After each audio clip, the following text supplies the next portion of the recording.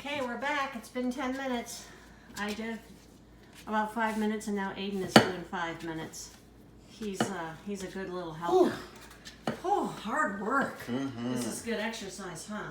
Yes. All right, so let's see. What does the recipe say? Here, let's switch, Aiden. All right. Okay, so the recipe says, when the dough changes from sticky to silky, see if it's silky. Get a close-up, a good close-up. Does it feel silky?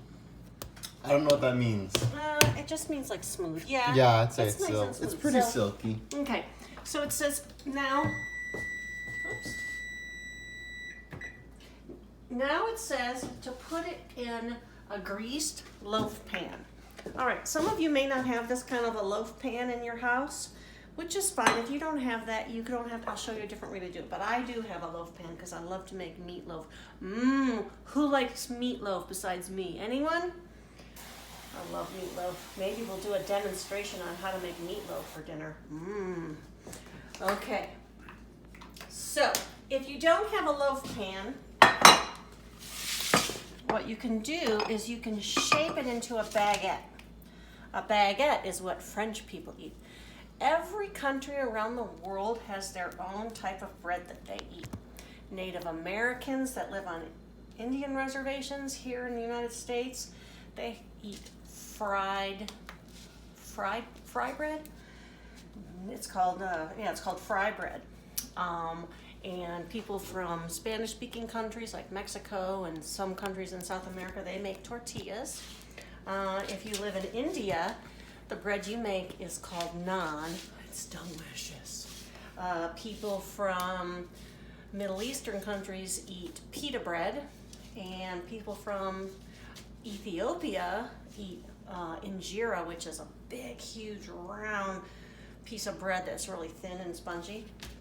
And then in America, we like it in loaves like this. Here, I'll show you how when we go to the store and buy bread, it's shaped like a loaf. See?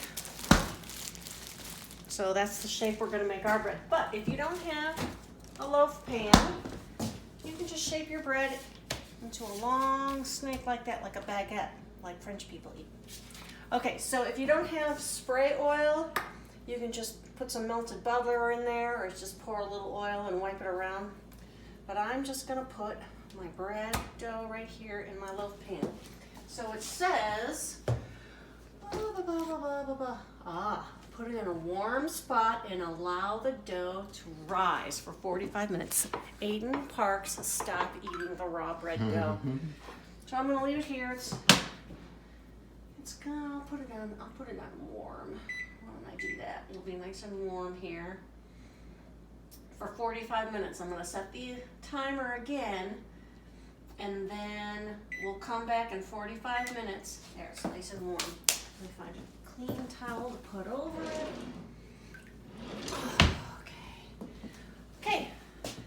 Set the timer for 45 minutes, and we'll be back in a little bit to bake it.